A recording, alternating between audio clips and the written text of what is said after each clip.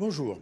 En marge du sommet de la COP27 qui se tient du 6 au 18 novembre dans la station balnéaire de Sharm el-Sheikh en Égypte, nous avons le grand plaisir d'interviewer Monsieur le Président namibien Hage Geingob.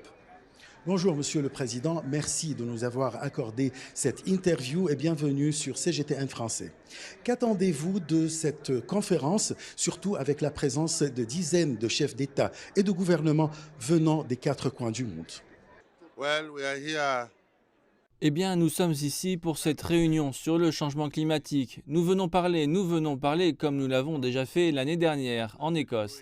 Avant cela, nous avons parlé, des promesses avaient été faites, qu'on allait donner 100 milliards pour l'Afrique, pour ceux qui n'ont pas pollué et qui souffrent le plus. Mais des pourparlers se poursuivent. Donc nous, en Namibie, nous faisons en sorte que nous possédons des choses pour produire de l'hydrogène vert, que nous pouvons déjà avoir une source d'énergie différente. Nous voulons éviter de creuser les sols davantage, même si des gisements de pétrole ont été découverts récemment. Donc nous avançons, nous parlons aux investisseurs pour aller de l'avant, pour soigner le changement climatique. Le changement climatique est une réalité en Namibie, en Afrique et dans le monde, avec des incendies et des inondations partout. C'est le changement climatique. Donc nous devons nous tenir la main, nous devons tous nous tenir la main pour régler le problème et nous faisons notre part.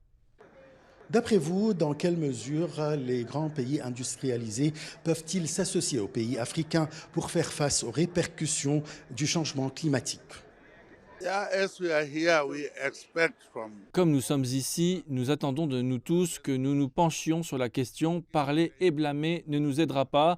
Nous devons nous tenir la main et bouger. La situation est mauvaise en Afrique, dans le monde aussi, dans les pays occidentaux aussi. Là-bas sont des inondations. Ce n'est pas le moment de parler, c'est le moment d'agir maintenant. Et donc c'est ce que nous faisons ici, l'hydrogène vert. Nous recherchons une source d'énergie alternative qui est la voie à suivre. Nous devons donc bouger. Les pays occidentaux parlent, ils sont les plus grands pollueurs.